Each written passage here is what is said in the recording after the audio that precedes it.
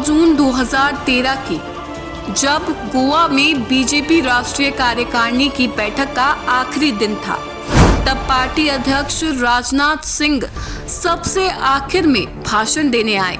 25 minute तक राजनाथ ने सामान्य चुनावी बातें की और पार्टी नेताओं के बड़े दिल की तारीफ की। भाषण के आखिर में राजनाथ ने कहा, मैंने फैसला किया है कि केंद्रीय स्तर पर भी सेंट्रल कैंपेन कमेटी बनाई जाए और मैं नरेंद्र मोदी को सेंट्रल कैंपेन कमेटी का चेयरमैन घोषित करता हूं। इस ऐलान के साथ ही 2014 लोकसभा चुनाव के पूरे कर्ता धर्ता मोदी बन गए। राजनाथ सिंह की घोषणा नरेंद्र मोदी के भारत का प्रधानमंत्री बनने की दिशा में बड़ा कदम थी। हालांकि नरेंद्र मोदी ने इसकी तैयारी काफी पहले से शुरू कर दी थी। मैं भारत का पीएम सीरीज के 14वें और फाइनल एपिसोड में नरेंद्र मोदी के प्रधानमंत्री बनने की कहानी और उनसे जुड़े किस्से। मैं नरेंद्र दामोदर दास मोदी ईश्वर की शपथ लेता हूं कि मैं विधि द्वारा स्थापित भारत के संविधान के प्रति सच्ची श्रद्धा और निष्ठा रखूंगा।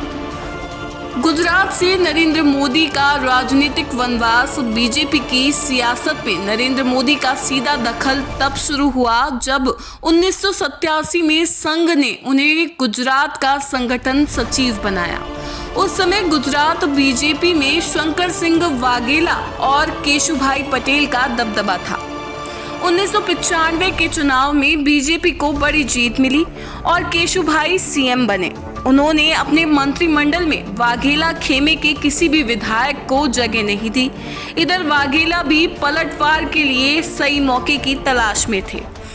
1995 में गुजरात छोड़ने के 6 साल बाद 2001 में नरेंद्र मोदी की गुजरात वापसी हुई। केशुभाई पटेल को हटाकर उन्हें सीएम बनाया गया। इसका भी किस्सा इंटरेस्टिंग है। एक इंटरव्यू में नरेंद्र मोदी ने बताया कि मुझे पीएम वाजपेयी ने बुलाया। उन्होंने मुझसे कहा कि पंजाबी खाना खा खाकर आप मोटे हो गए हैं, आपको वजन कम करना चाहिए, यहाँ से जाइए, दिल्ली छोड़ दीजिए। मैंने पूछा कि कहाँ जाऊं? उन्होंने कहा गुजरात जाइए, वहाँ आपको काम करना है। मुझे ये अंदाजा नहीं था कि अटल जी मुझे मुख्यमंत्री बनाना चाहते हैं। सीएम अपने आखिरी कार्यकाल में मोदी ने पूरे गुजरात में सद्भावना यात्रा निकाली। उनके महत्वाकांक्षी इरादे पहली बार इस रैली के जरिए ही सामने आए। मोदी ने गुजरात में व्यापार को बढ़ावा देकर गुजरात मॉडल को चर्चा में ला दिया था। मार्च 2012 में टाइम मैगजीन के कवर पेज पर मोदी मीन्स बिजनेस शीर्षक वाली कवर स्टोरी छपी।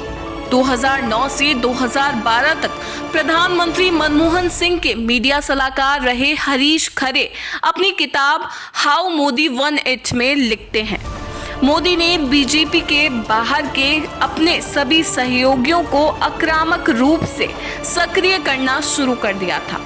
उन्होंने सबसे पहले कॉरपोरेट जगत के लोगों को अपने पक्ष में किया।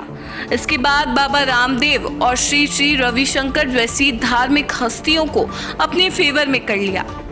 करीब 3 महीने बाद 13 सितंबर 2013 को बीजेपी संसदीय बोर्ड की बैठक हुई। वरिष्ठ पत्रकार पीआर रमेश के मुताबिक दोपहर करीब 3 बजे बोर्ड की बैठक के लिए अडवाणी अपने आवास से निकलने ही वाले थे कि गडकरी का फोन आ गया। उन्होंने बताया कि बैठक में नरेंद्र मोदी को पीएम पद का उम्मीदवार बनाए जाने पर फैसला लेना है। अडवाणी ने राजनाथ सिंह को एक पत्र में लिखा, मैंने आपको पहले ही बताया था कि मैं परेशान हूं, अब बेहतर होगा कि मैं बैठक में शामिल ना हूं। लाल कृष्ण अडवाणी को छोड़कर 12 सदस्यीय बोर्ड का हर सदस्य इस बैठक में शामिल हुआ। इसमें नरेंद्र मोदी को प्रधानमंत्री पद का उम्मीदवार घोषित कर दिया गया। गौतम चिंतामणि के मुताबिक संघ और बीजेपी के नेता चाहते थे कि मोदी के नाम की घोषणा के वक्त अडवाणी बैठक में मौजूद रहे, लेकिन ऐसा नहीं हुआ। अडवाणी का कहना था कि मोदी को उम्मीदवार बनाने से कांग्रेस के खिलाफ महंगाई और भ्रष्टाचार जैसे मुद्दे ठंडे बस्ते में चले जाएंगे और गुजरात के विवादास्पद सीएम का मुद्दा उछाला जाएगा।